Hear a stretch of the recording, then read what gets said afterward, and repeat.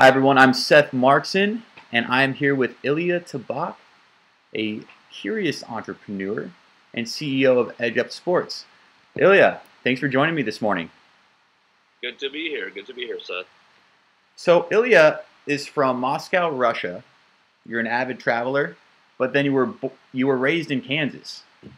Talk about that experience. How is it going from Moscow, Russia, and then transitioning into Kansas? Night and day.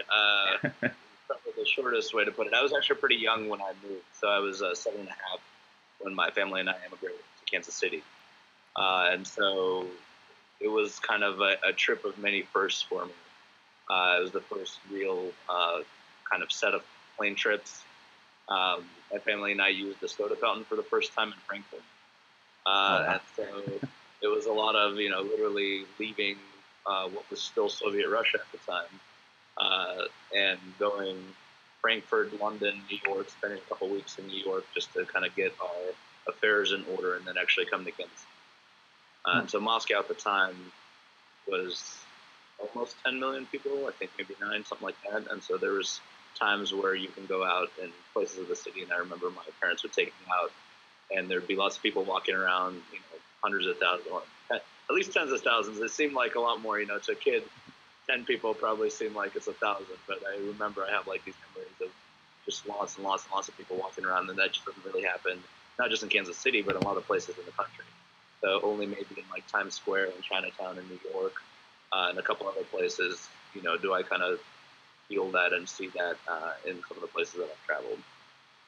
Yeah, and then Kansas City, at the time, less than 2 million people, now almost 2.5 million people, metropolitan area, very spread out, a lot less dense in places, but, kind of a different approach. It's also the difference between the Russian culture and the American culture and kind of Midwestern culture, and so it's Oh, you mean a they're lot not of the same? not necessarily, no. I don't know how much time you spent in Manhattan, New York, compared to Iowa or Kansas City or even Dallas, Texas. They're very, very, very different places. Even LA, within LA itself, has a couple different touches into the American culture, and so Kansas City is no different in that there is its own kind of feel and environment. It's an interesting place, but it's a great place. I've grown up here, and I've gotten this is home for me now, and so it's kind of a very interesting perspective. But it definitely was a lot of changes in a very short period of time. Oh, I can imagine. And personally, I've been to Kansas one time, and I would love to go back. I'd love to go check out a Jayhawks game, and then go across the way and go see Kansas State play as well. Those teams are fantastic to watch. Me being an avid sports lover. Want to jump into one thing. Fast forward a couple years.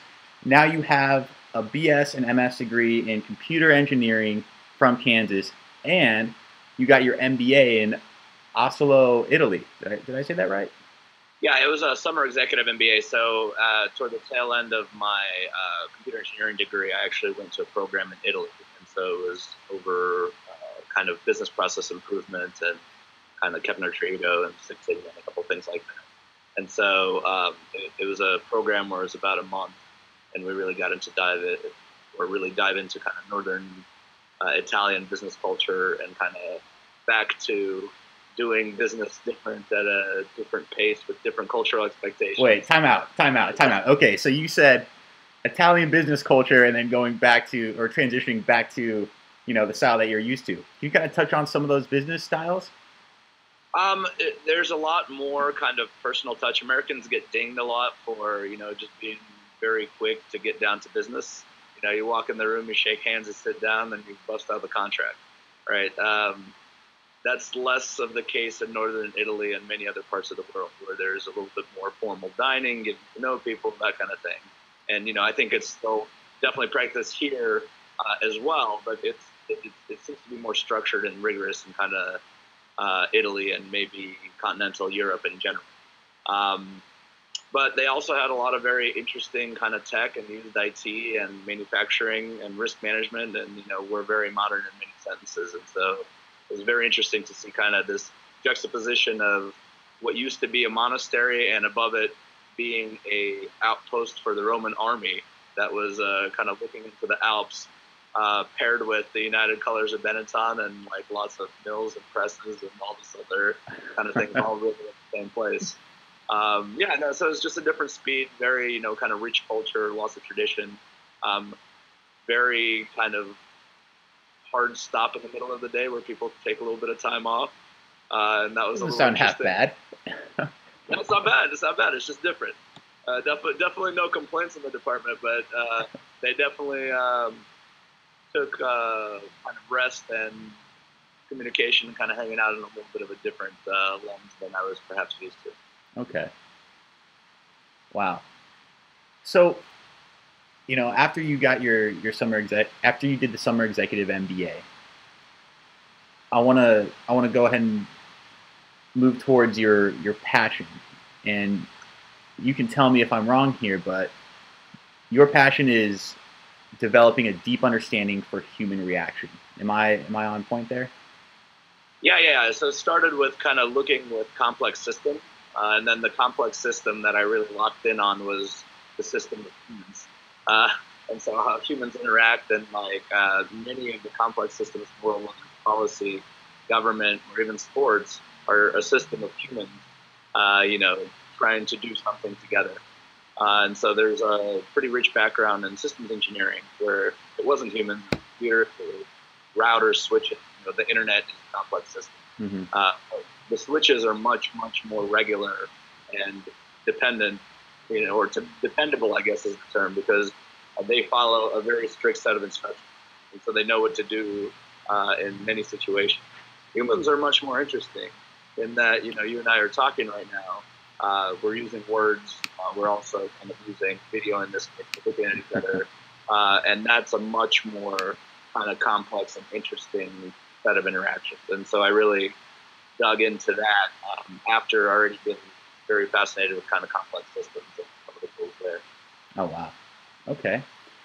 So with all that being in mind here, you started your own business, Somametrics. How did you take what you just told me and apply that to not only just going after your passion, but also creating a structural business to help others out?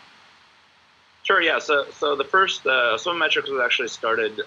Somametric was started around the concept of what could you do with a gigabit that involved reaction. And our idea, the thing that we really brought to the table, was wouldn't it be really cool if we had the Viewer's Choice Award, where the viewers actually chose something with their facial reaction, right? Oh, wow. So I tell a joke. Yeah, exactly. You're like, okay, that's fascinating, right? And I'm like, okay, so Seth thinks it's fascinating. 100 other people think it's fascinating. Let's give an award on that. Let's not do it on Seth thinks that, Ilya's a nice guy by clicking 1 on his keyboard. Because that's you're actually thinking about it, and you're like, well, what should I tell Ilya? Because, I really think what he's saying is crazy, but I think he's not a terrible guy, so I'm going to tell him that's the his idea, right? And we wanted to get further away from that and more to the actual reaction. So, as people react, there's certain things where you can pick up on what the real feelings are, not the things that they're telling you necessarily. Sometimes they're the same, sometimes they're not. And what we wanted to do was to build a platform to show video and then capture reaction back. And we actually built the prototype, worked on that for a while. It was a really, really bad customer fit for us. So we kind of spun our wheels for about we always like to say, and we think it's kind of funny, it's good to laugh at yourself every once in a while, we didn't check the reaction of our customers well enough. And by the time we kind of had the prototype and we were going to make some sales, they didn't really end up buying. Oh. So we took that knowledge of kind of reaction and many of the things, both how to measure and how to be intentional with experience, and moved that to the physical space. And so currently we're working on helping people be kind of intentional with the experience that they're delivering on the consulting side. And then also, how can you measure that once you actually have an idea of what you think? And then once you have a good understanding there, how can you improve that? So is it a physical installation? Is it connecting certain lights with the social, with your social footprint so people can interact? And so we've kind of turned in this past year, 2014, and still kind of this year, as more of a company helping people really be intentional understand whether their intention is actually happening in the world, Hmm. and then how to improve experience and interaction. And so that's still, so the metric is still kind of going in that space. Oh wow, that's really interesting. Uh, and there's so much that goes into that. Oh So yeah. with all of that being said, it really sounds like you're taking communications and reactions and taking it to the next level. Can you kind of touch on what communications is to you and how it is simple, but it's really not simple?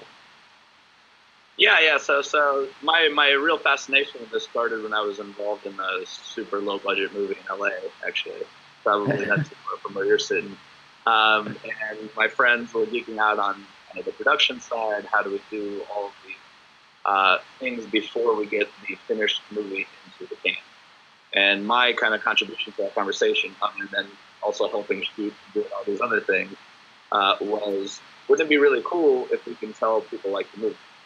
And so my initial reaction to that was like, well, we can just kind of act like people radars, right? Scan them, measure that, and then understand how they feel. But at the time, I didn't have really the social science background, the psychology, sociology, even anthropology. Like, we both know we're on video right now, and so that may affect the way that we react.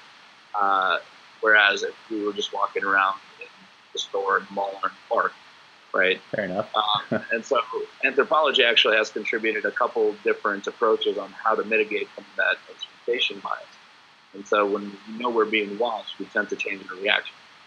And so we taking it to the next level, and really, it's not so much taking it to the next level. It's really having a deep understanding on what you're seeing, what that means, how you're actually measuring, and then what impact does that have on something you care about, right? And so, kind of that deep understanding allows you to target what ultimately is maybe 10 different disciplines, whether it's computer engineering, computer vision, all kinds of sensor stuff, psychology, sociology, anthropology, and others, and combine them to meet some kind of outcome.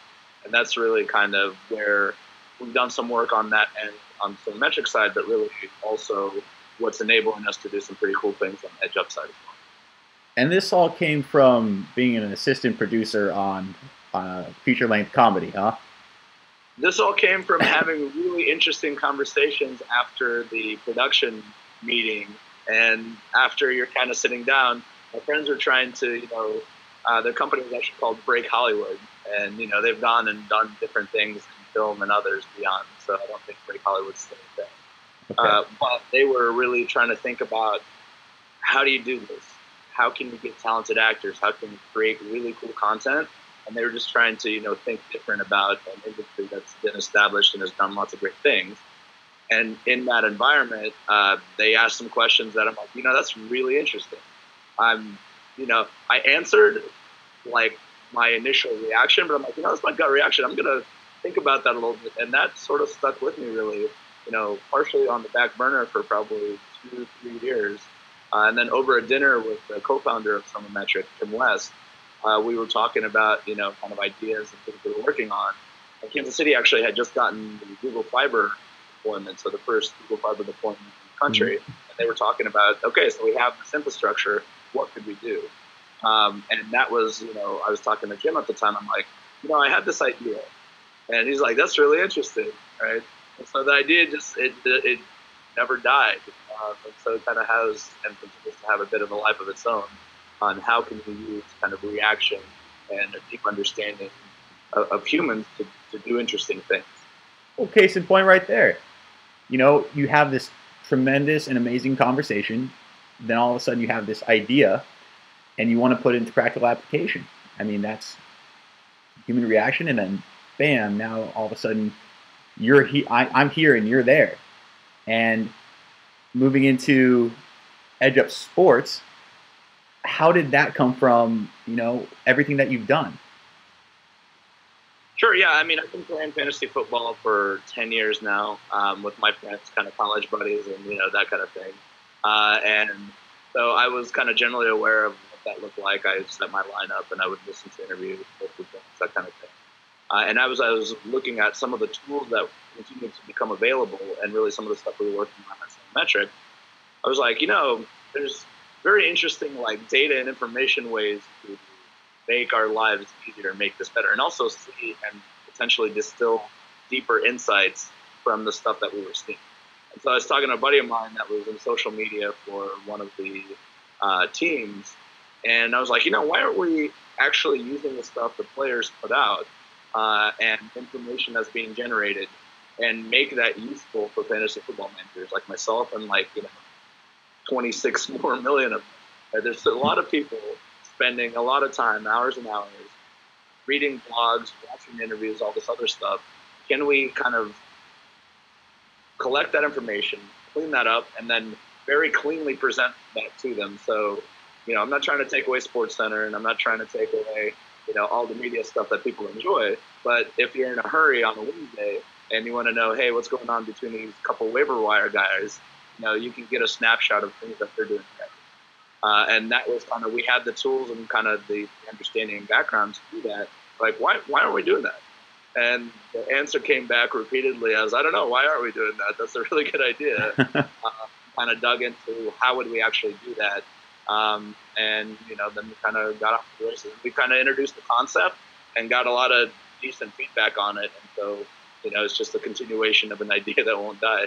And it's a really, kind of interesting and fascinating area. It really is. And, like we were speaking before, everyone over, I don't know what the exact percentage is, but of those who like sports in America, at least 50% of them play fantasy football. So you've got a large market here, and what you're trying to produce can definitely help others. Can you touch on exactly what would a fantasy manager, what type of value would a fantasy manager get from using EdgeUp Sports versus, the analytics from an ESPN or an NBC Sports? Sure. Yeah, so I guess to take a little bit of a step back, EdgeUp Sports is looking to build kind of the richest data set around the league, and then make that data very cleanly presented to people that care. And so on the first pass to us, it's kind of collecting Twitter activity, other text-based stuff, and organizing that in a really clean visualization. So when you're managing your roster on a weekly basis, there's a lot of information about statistics. There's a lot of projections that are going on from the statistics. Then there's expert analysis on how people think the player's going to do. And a lot of people kind of have a favorite analyst or two or five, right? I think the average fantasy football player goes to 5 websites to kind of get their content every week. And so there's already a lot of data there, but a lot of the data isn't generated from activity of the player and activity of the coaches themselves. And so what we're looking to do is kind of organize that and introduce it as a signal for the first pass, so for the thing that we're trying to roll out for 2015, 2016. The idea, though, is that we actually want to work with kind of interested and engaged users, kind of our customers, to build that tool and really build what is the value proposition. We think that the cleanest data set and the cleanest experience are very important, but we also know that notifications and just getting information in a timely manner, as well as even in some cases effective smack talking. I think we joked about this a little bit, but really what we're looking to do is find kind of interested and passionate fantasy football players and managers in order to build and apply the richest data set in the NFL to make their lives better and easier, and ultimately get them an edge up to win. And that's kind of the longer term play. So initially the value is that they get a signal that they can integrate into their decision making. So they see, hey, LaShawn McCoy and Jamal Charles, stat-wise, they're the same. Experts are saying they're the same. But here's some first-person activity. And they could be like, what do I think this means to me? Right? And make that decision quickly. Do you have any specific... Oh, I'm sorry for cutting you off. My apologies. But do you have any specific examples that you've seen where if someone did have that information, it would have helped them in their game? Yeah, we've had a couple. They're very anecdotal at this point, but there's definitely points both when people start using Twitter more often and then when they go off Twitter, they have kind of bad in different games. And so really our initial visualization is the amount of activity per week. And so time of day as well as day of the week, watching how many tweets and what the activity is, and then showing you what average for that player is. And so really what we're looking for is their activity normal or not? And then we're also looking for a couple of things published in interviews that they're doing and looking at, can we roll in some of the analysis as well. But we're definitely going to come out with some of the Twitter and some of the first-person generated stuff for this season. And we're looking at, whether we can hit some of these other interesting metrics as well. Okay. So that makes sense? Absolutely does. 3 years down the road, where do you see EdgeUp Sports? How is it affecting the fantasy football market? Sure. So for this upcoming season, we start to aggregate and combine some of the first-person text-based stuff. Mm-hmm. We're going to roll out the visual and audio-based stuff also. And then as we are able to deliver the richest data view over the NFL, and we have also, so that's the first-person stuff, and the statistics stuff, and some of the social conversation. And we know every week how people play. We can do a lot of interesting things with that data. And we're already starting to look at what is the mechanism by which you can take this really rich data set and set of signals and actually get to a point where you start to understand and start to see what may be more likely to happen for the outcome for a player. And so we can start to get predictive and also start to look at what are the most important signals. Is it whether people are anxious? Is it amount of, activity? Is which one of these signals is actually most indicative of success for a type of player or position? And we can start to really learn these things. But really give people some of the best tools, actually the best tools available that I'm aware of, to go in there and say, hey, I think my running back's going to do this. And we can say, instead of, yeah, we think so too, we can say that based on kind of the statistical and computational evaluation, we're actually pretty sure that's going to happen. And that's much more advanced than many of the things that are being done. And using things that are not just statistics in the game, but also mindset, situational, are they in a contract year, and looking to bring some of these data points into the discussion also. Okay, so with all that being said, the question has to be asked. You watched the Super Bowl. Yeah. You watched it. You know what happened. I do. 2nd down and 1. 28 seconds left. What do the statistics say? What you have Marshawn Lynch. You're on the 1-yard line. Yeah, I get it. You have 2 timeouts or 1 timeout. I mean, what would EdgeUp Sports have any statistical data to determine what would happen there?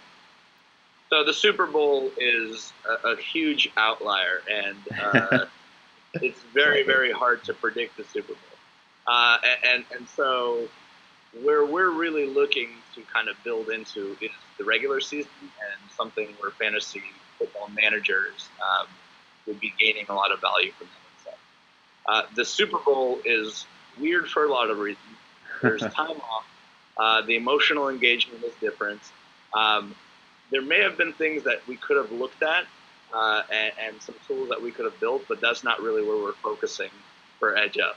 And so the other things in statistics is that statistics is using past kind of data and history. What is the likelihood that more than random this happens, right? When you're right now, when you and I are talking about something, I can try to do something or I can fail at it. But the thing is, if I try to do something and succeed, then it's 100% that I succeeded, right? And so that's the nice thing about the future, is that statistics only inform and tell you how likely something is. Nothing that they were trying to do was impossible. And we can talk about, what's the likelihood of failure, how often does it happen in that stage, but then there's also all kinds of things about how are people feeling, where is their mind in the game, Are they laser focused? And many of these things, there's not good ways of judging that. And so if we were to kind of dig into that problem, I think that's the angle I would take. But for Edge Up Sports, we're really looking at the regular season where things are repeatable. People are training Wednesdays, getting sleep, doing all this normal stuff, because the Super Bowl is so weird in so many different ways that it's a much longer, we could probably have a very long conversation about that one question where things would get interesting, but maybe we would lose some focus on our own and like kind of peeling apart some of these very interconnected and complicated things. Yep. Yeah, but it's a great question. I was asking myself that question too. One of the reasons I probably wouldn't focus on the Super Bowl is it's less value to the fantasy football manager. It's true. And it's much weirder and different, and so there isn't as much data points and information to even dig into there. Okay. So you're Pete Carroll. What do you do? I'm Pete Carroll. What do I do? I've definitely leaned to the position of, throw the ball in order to keep them honest, but you don't throw a quick slant through the middle because I don't know if you saw it, but even if they had completely missed it, if there's the entire secondary was still, there's linebackers back there, there's many other people to hit even after that. And so, but again, this is a kind of like a, what do you think? All this other kind of stuff. Hindsight's 20/20, right? I mean, yeah, hindsight. Well, it's like, the thing is, so in physics, there's this thing called the two-body problem, and anytime you have more than two objects and you try to forward predict where they're going to end up after a certain period of time, it actually becomes mathematically really, really complicated. However, when you're at that point in the future and you look back, you see all the events that happen. And so it's very obvious that, well, yeah, I mean, like that did this and this did that. And it's completely obvious. But mathematically, to do it from today going forward, and if we did it from halftime, saying, what are the sets of plays that are going to happen? The amount of possible combinations there is insane, right? And then to actually be able to map that today looking forward is really hard. But where we're sitting right now talking, we saw those things. And so that eliminates a lot of this other stuff that could have potentially happened. And so we're like, that was obvious. And we tell ourselves a really good story that, obviously in every situation this, and we kind of pull data points, or this supports my argument, this supports my argument. And then there's this other counterexample in, 1974. And yeah, don't worry about that one. So humans are really, really interesting also in that stories and kind of our pattern matching, like we're expert pattern matching, right? You see three shells in the crack, you're like, what's the pattern? I see a pattern, right? And we're no different in sports where we kind of see the pattern. We have a lot of deeply seated subconscious systems even where they're really good at that. And then we find kind of a story and some other things to tell. So, it's really, really, really, really easy from where we're sitting to tell really good stories and they sound very compelling. It's much harder to be at the half-yard line on, minutes away from the end of the Super Bowl, actually less than minutes. But yeah, and that's a whole different situation. So I think it's interesting. I think it's a really good beer conversation, but I think it's unfair ultimately from what we actually know. Well, to all good points that you bring up there. And, maybe Pete Carroll should study physics. I don't know, but... But Ilya, I want to thank you for your time. I want to thank you for, just really teaching us more about human reaction and sharing, everything about Edge Up Sports and how you become what you are and, all the cool stuff that's happening. If someone wanted some information about Edge Up Sports, where do you recommend they go? They should just go check out the page, edgeupsports.com. We haven't been super active on Twitter because we've been more heads down and actually building, but if they tweet at us, we'll definitely reply back. We're pretty open, Facebook page, Twitter, but it's all on the website. So if they come check it out, they can kind of see where we're going. Sign up for kind of the mailing list and the newsletter, and we'll definitely onboard some of them for kind of the alpha testing, and then we'll be ready for the season. Perfect. All right, well, Ilya, thank you so much for joining us, and I wish you the best of luck. Thank you. I appreciate it, Seth. Thank you. Okay.